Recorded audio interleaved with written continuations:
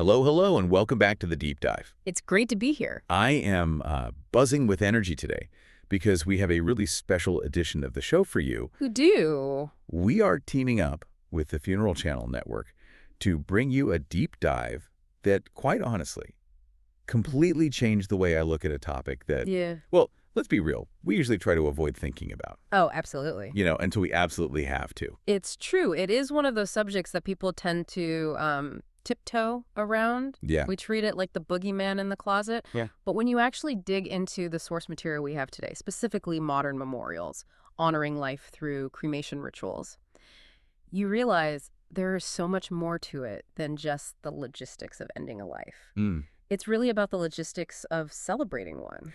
Exactly. And I think we need to start by addressing the elephant in the room, or maybe the misconception in the room. For sure.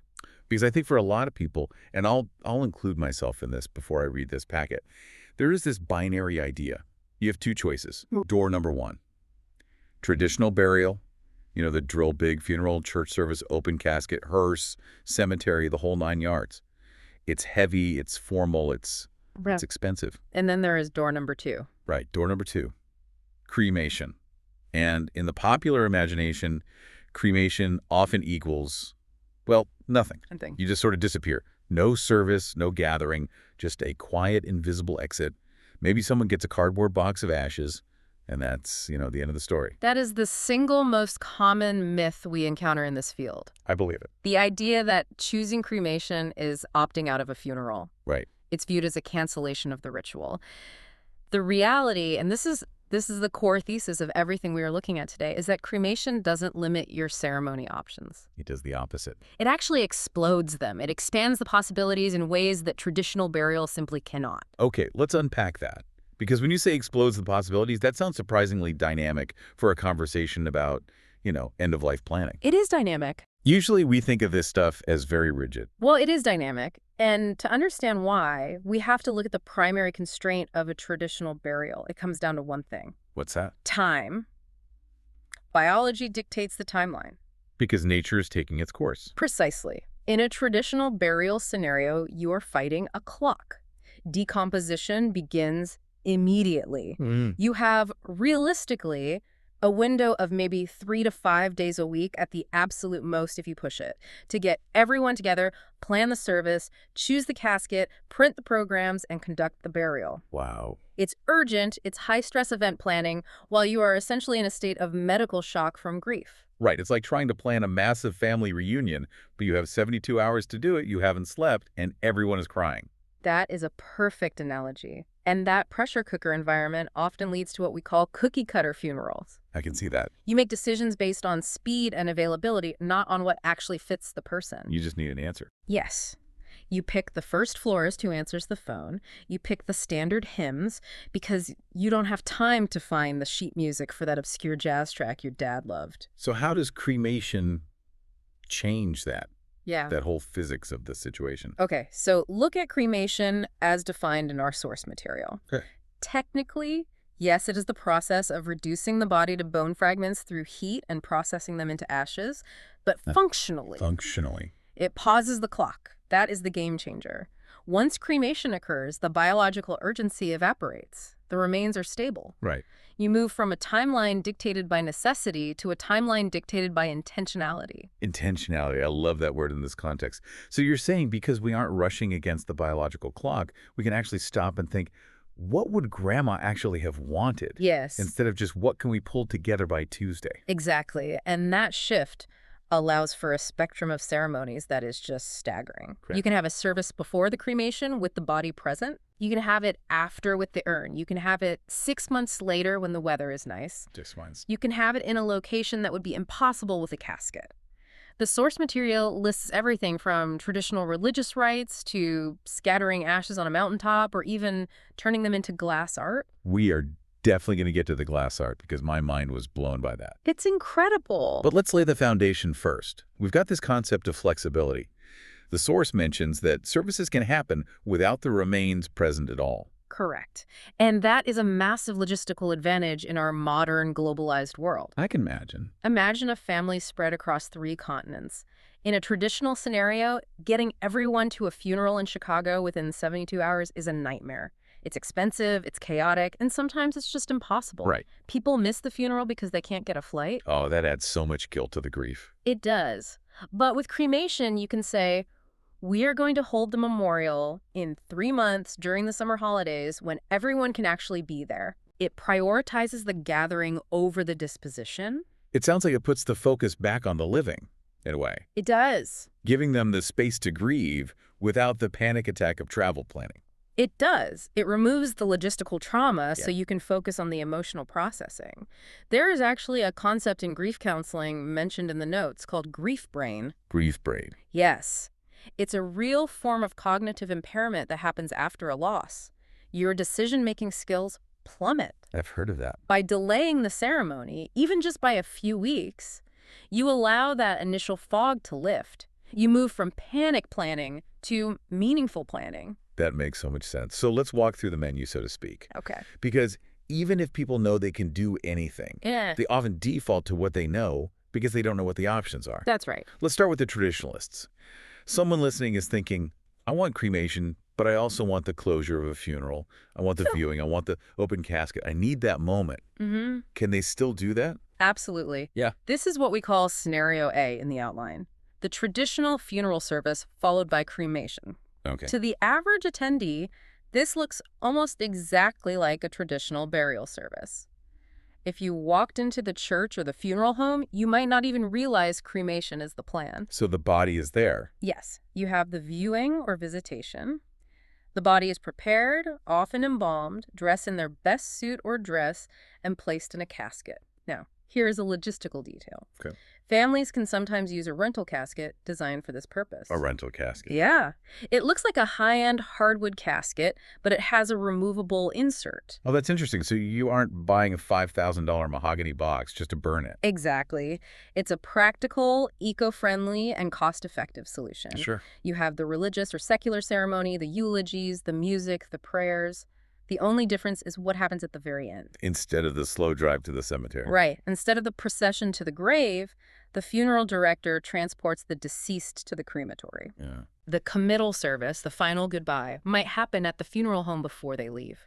Or it might happen later when the ashes are returned. That's fascinating. So you really aren't giving up that final look or that moment Yeah. of saying goodbye to the physical person. Not at all. And for many people, psychologically, that viewing is crucial. They need to see the body to process the reality of the death. True. It stops the denial phase. Cultural expectations play a huge role here, too. Right. If your community expects a viewing, you can satisfy that need while still choosing cremation for the final disposition. Okay, so that's the pre-cremation option. Now, what about the flip side? Mm-hmm. Cremation happens first. Now we have the ashes. What does that service look like? This is scenario B, the memorial service with the urn present. This is probably what most people envision when they think of a cremation service. Right. Visually, you replace the casket with the urn. But there is a challenge here. What's the challenge? It's an aesthetic and a spatial challenge. A casket is large. It commands a room. Yeah. It has a presence. It demands respect just by its physical mass. An urn is small. Very small. If you just put it on a table in a big hall or a church sanctuary, it can look, well, lost. It can look like a forgotten item on a shelf. I can see that. It lacks the gravity. Exactly. So the insight here is about staging. The source material emphasizes that the urn must be elevated. Okay. Don't just set it down. You place it on a decorated pedestal. You surround it with a semicircle of candles to create light and warmth. You use floral arrangements that frame it. You're creating a scene. You might have a backdrop of large framed photos. You have to artificially create the focal point that a casket provides naturally. It sounds like you're almost curating a museum exhibit about the person. In a way, yes. And because the body isn't there, the ick factor, if we can call it that, is lower for some guests. Yeah, sure. The atmosphere tends to be a bit lighter. You aren't in the presence of a corpse. You're in the presence of a memory. Right. That subtle shift often opens the door for the next scenario. All right, let's pivot to that. I'm seeing this term everywhere. Celebration of life. It sounds lovely, but is it just a rebrand? Is it substantive, or is it just a funeral with better snacks? Laughs. It is a fundamental shift in directional focus. Okay. A funeral, generally speaking, focuses on the loss. It's about mourning the death. It's somber. Right. A celebration of life focuses on the story. It's about the joy of the life lived. So less black suits, more. Yeah. What? Hawaiian shirts? Sometimes, yes. The source material mentions exactly that. The vibe is casual. The dress code might be come as you are or wear the team colors. I like that. The venue changes, too. Instead of a funeral home or a church, you might be at a park, a community center, a favorite restaurant, a brewery. Or a family backyard. Exactly, even a family backyard. I love the idea of having it at a favorite hobby location. Like if your dad was a huge golfer, have the service at the clubhouse. Precisely. And the interactive elements change. In a formal funeral, the structure is rigid. Priest speaks, you listen, you sit, you stand. In a celebration of life, it's democratic. You might have an open mic where anyone can share a funny story. Oh, that's great. You might be playing a playlist of the deceased's favorite classic rock songs instead of organ music. Nice. You might be eating their favorite food pizza and beer instead of tea and crustless sandwiches. It sounds like it humanizes the memory. It makes the person feel more present in a way because you're doing the things they loved. It creates a memory that is consistent with the person's identity. Sure. If someone hated formal wear and somber music, why say goodbye to them that way? However, I can hear a skeptic asking, is there a risk of toxic positivity here? That's a great question. If we're just celebrating and eating hot dogs, are we bypassing the hard work of grieving? Are we just pretending they didn't die? That is a profound question, and the answer lies in the structure. The experts suggest that even in a casual celebration, you need a moment of anchor. A moment of anchor. What's that? A specific 10 or 15 minutes where the music drops, a poem is read, a toast is made, and the reality of the loss is acknowledged. Ah, I see. You can laugh, but you must also allow the room to cry. Oh, If it's all party, it's avoidance. If it's all gloom, it's trauma. The best services ride the line between the two. that's actionable advice. Plan the party, but schedule the cry. Ideally, yes. You have to make space for both. Now, there's one more scenario in this types of services bucket that I found interesting because it feels like a hybrid. The graveside service. Yes, this is a big one. Just because you choose cremation doesn't mean you can't have a permanent resting place. Right. Many families still want a place to visit, a place to go on Father's Day or anniversaries, so you can bury the urn. Right. So you have the urn, you go to the cemetery. Exactly. It mirrors a traditional burial, but with simplified logistics. You might gather at the family plot, or a columbarium niche. Wait, That's the wall with the compartments for urns. Or a cemetery garden. You have opening remarks, a prayer, and then the placement of the urn. It gives that sense of laying to rest that is very important for many people, but again, without the urgency of a body burial. It's the best of both worlds for someone who wants tradition but needs the flexibility. Correct. It's that perfect blend. Okay, we have covered the indoor options, largely. But one of the most evocative images in the source material was the idea of returning to nature. Scattering. This feels huge. I feel like in movies, this is always how it happens. It is. They go to a cliff, the wind blows. Yeah. Hopefully in the right direction. Yes, checking the wind direction is actually a very practical yet crucial piece of advice in the entire document. I bet. You do not want the Big Lebowski scenario where the remains blow back onto the grieving widow. Oh, no. That is a memory you do not want to create. Disaster. But beyond the wind, the scattering ceremony is deeply symbolic. It is. It's about returning the body to the elements. Where can people do this? The text mentioned oceans, mountains. The list is extensive. Oceans, lakes, mountain summits, forests, gardens, even private property, provided you have permission. Right. The key here is that the location itself becomes the monument. You aren't visiting a headstone. You are visiting the beach where they love to surf or the trail they hiked every Sunday. That is beautiful. The location holds the memory. It really does. But reading the fine print here, it's not as simple as go to the cliff and toss. There are legalities, right? Significant ones. The deep dive takeaway here. Do your homework. Okay. You cannot just scatter in any national park. Most require a permit. You generally cannot scatter on private property without the owner's permission, and that includes places like Disneyland. Wait, stop. Yes. People try to scatter at Disneyland. Frequently. Especially at the Haunted Mansion. You're kidding me? I am not. And it is a biohazard issue for them. They have to shut down the ride and clean it up. It's not the magical moment people think it is. Okay, good to know. Do not scatter grandma at the Haunted Mansion. Got it. Please don't. Stick to public lands with permits or the ocean. Right. EPA regulations usually require you to be 3 nautical miles out for sea scattering. 3 miles. 3 miles. So don't just walk into the surf at Santa Monica. Get a boat. But the ritual of it. Yeah. That's where the beauty lies. What kind of rituals happen there? Is it just dump and run? Hopefully not. The source suggests using props to make the scattering visible. What do you mean? Well, ashes are gray and dusty. They disappear quickly into water or air. It can feel anticlimactic. Right. So you use rose petals. You toss a handful of petals with the ashes. It allows the eye to follow the drift. It adds color to a gray moment. Oh, I have the petals idea. Or biodegradable paper lanterns. Yeah. If you are on a boat at sunset, releasing a lantern onto the water as the ashes are committed, Wow. it gives the group a shared visual experience of letting go. It transforms the act from disposal to offering. Speaking of nature, we have to talk about the green memorials. This is a growing trend, right? It is rapidly growing. This is for the person who was environmentally conscious in life and wants that reflected in death. It emphasizes sustainability. What does a green memorial look like? It's about leaving no footprint. So instead of a concrete vault or a metal urn that will sit in the ground for 1,000 years, you might use a biodegradable urn. Made of what? Made of salt, sand, or recycled paper. They're designed to dissolve when placed in water or earth. I've heard about the tree planting ceremonies. That seems to be the poster child for this movement. It is the living urn. You mix the ashes with a neutralizing agent and soil, because raw ashes have a pH balance that isn't actually great for roots directly. Oh, interesting. Then you plant a sapling on top. So the person literally becomes a tree. In a symbolic and biological sense, yes. The nutrients return to the earth to support new life. Wow. It changes the narrative from ending to transforming. You aren't just visiting a grave, you're visiting a living oak tree that is biologically utilizing the nutrients of your loved one. That connects so well to the idea of legacy. Leaving something living behind. It does. Now, I want to shift gears a bit.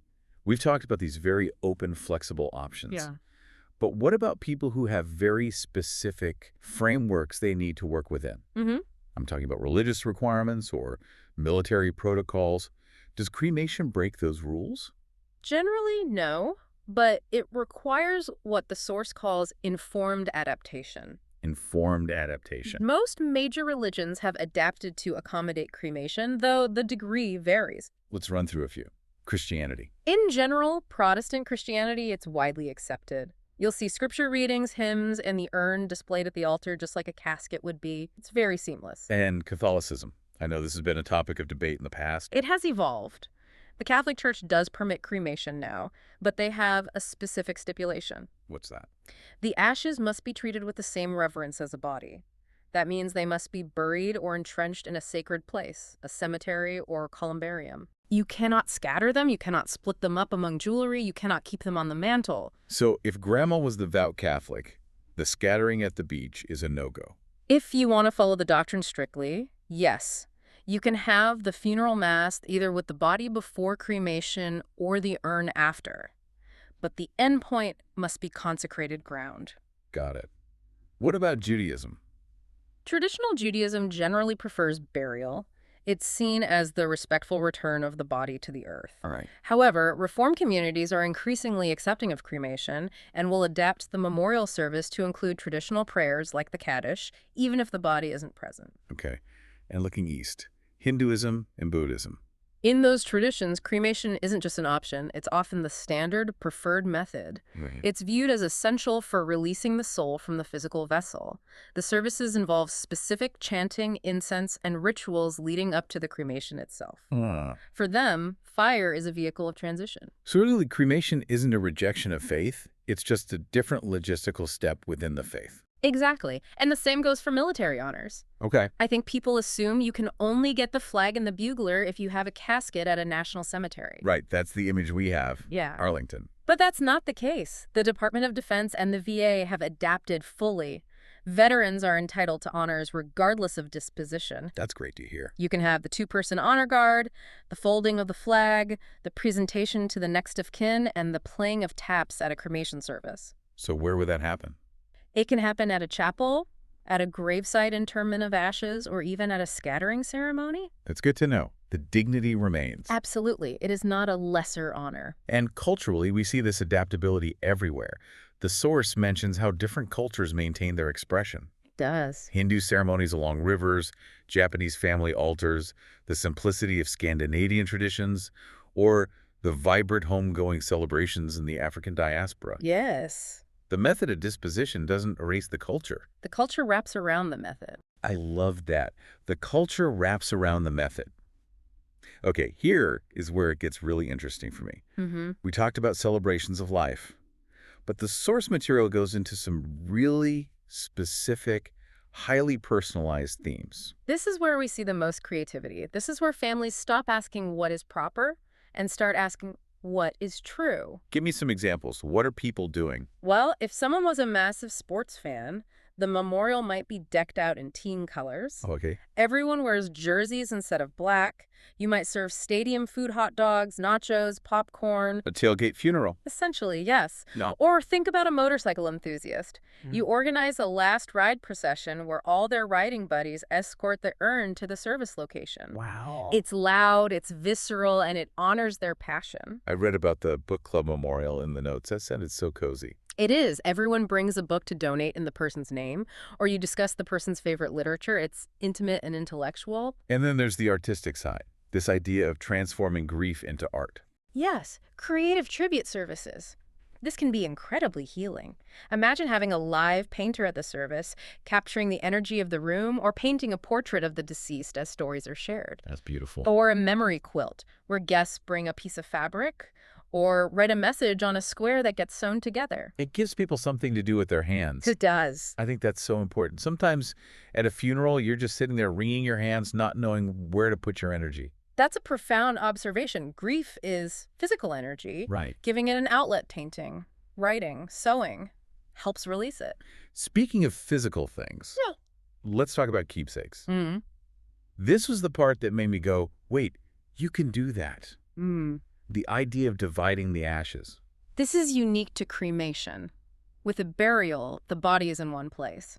With cremation, the remains can be shared. The democratization of the remains. That's a great way to put it. How does that work in a ceremony? It can be a ritual in itself, a keepsake ceremony. The family gathers, and the ashes are transferred into smaller vessels. The source discusses keepsake urns, miniature versions of the main urn. If a mother passes and there are 4 children living in 4 different states, they can each take a part of mom home. It solves the who gets mom dispute. It does, and it extends to jewelry. Pendants that hold a tiny portion of ash. You wear them close to your heart. And the glass art. Tell me about the glass art. Glass blowing. You can actually infuse a small amount of ash into molten glass to create sculptures, orbs, or paperweights. No way. Yes, the ash appears as white swirls or clouds inside the colored glass. That is wild. You're turning a person into a piece of art that catches the light. Think about the psychological shift there. An urn on a mantle says death. Right. A beautiful glass orb on a windowsill catching the sun says art or memory. It invites conversation rather than silence. Yeah. A visitor asks, "What is that beautiful piece?" instead of averting their eyes from the urn. I love that. Now, we've talked about the what. Let's talk about the how. The logistics of the experience. Okay. Because if you don't have a casket, you have to create a focal point, right? Yep. You can't just have an empty room. Correct. We touched on staging the urn, but let's go deeper into the guest experience. How do we move them from being spectators to participants? Active rituals. Yes.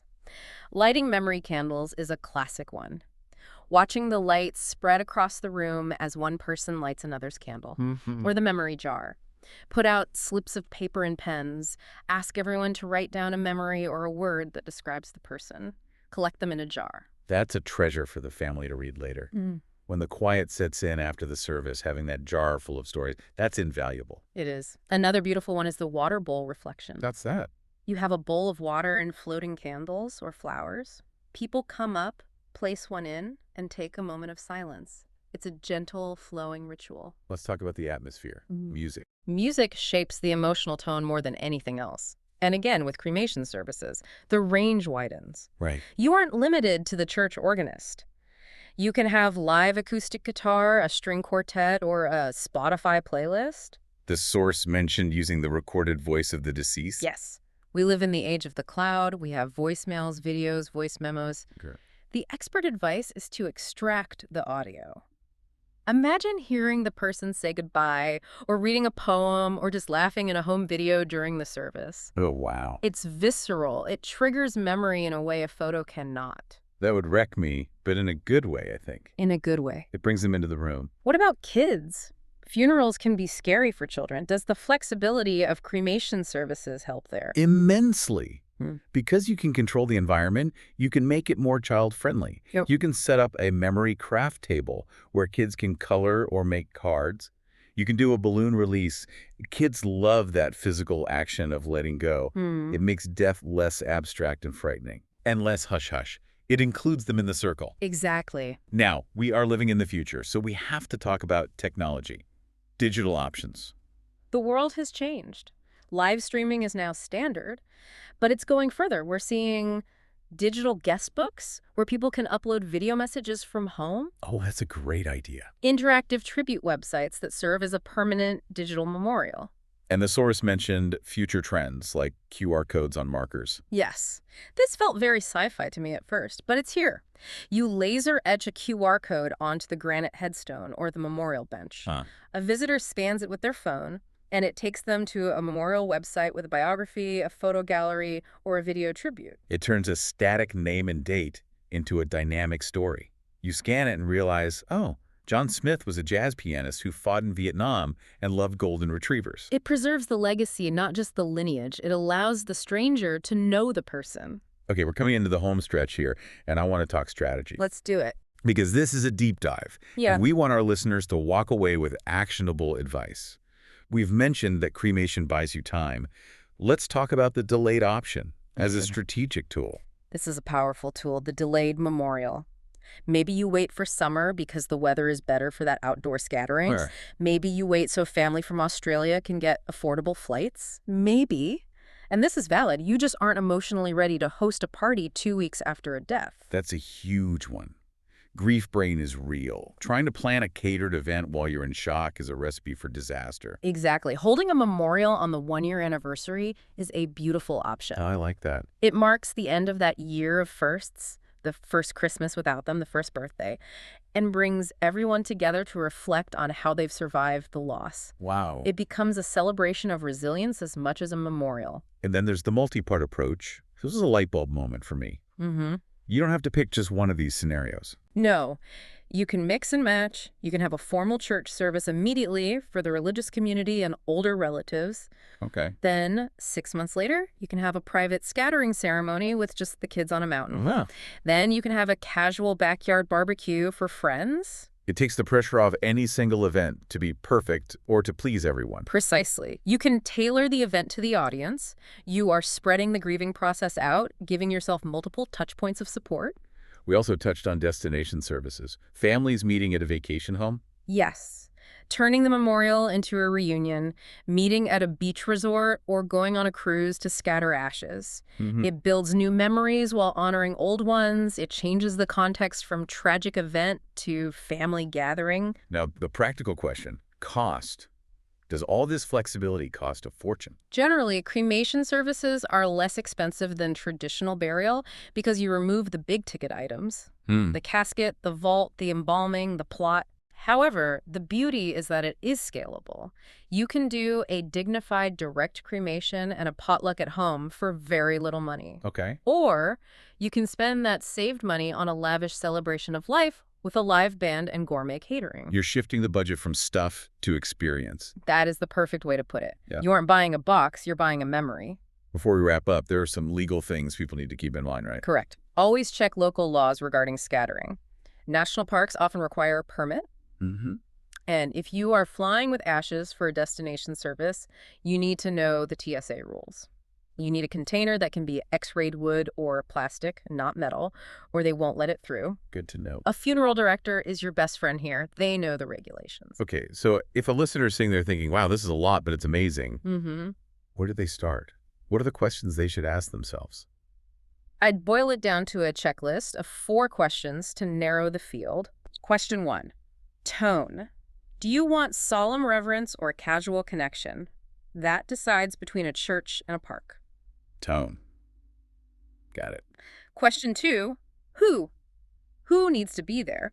Public or private? Yeah. Question 3. When? Immediate need for closure or delayed for convenience and planning? When? Okay. And question 4. Place. Is there a specific physical place that matters?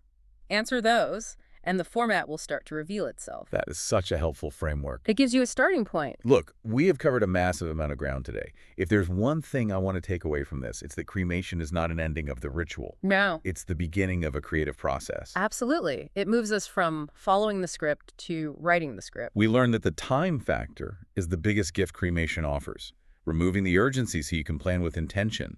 We saw the spectrum from traditional services with the body present to wild-themed motorcycle processions. We did. We talked about turning ashes into glass art, planting them as trees, or scattering them in the ocean, legally, of course. And we learned that doing this allows us to support the living through easier travel, lower costs, and environments that are more comfortable and less traumatic than a rushed funeral home visit. It's about creating a space that actually fits the person who left it. The format matters less than the intention. That was the closing line of our source, and I think it rings true. I agree. Whether it's a high mass or a high five over a beer, if it honors the life and helps the family, it's the right choice. I love that. And I want to leave our listeners with a thought that popped into my head while reading this. Okay. We live in a world where we curate everything. We curate our Instagram feeds, our LinkedIn profiles, our Spotify playlists. We spend so much time telling our story while we are here. Right. We build a personal brand. So here is the challenge.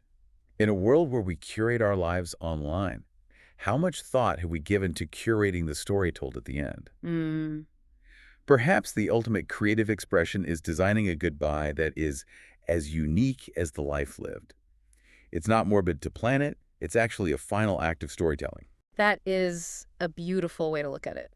Thank you so much for joining us on this special Funeral Channel Network deep dive. It's been an eye-opener. It has. Thank you for listening. We'll catch you on the next one. Take care.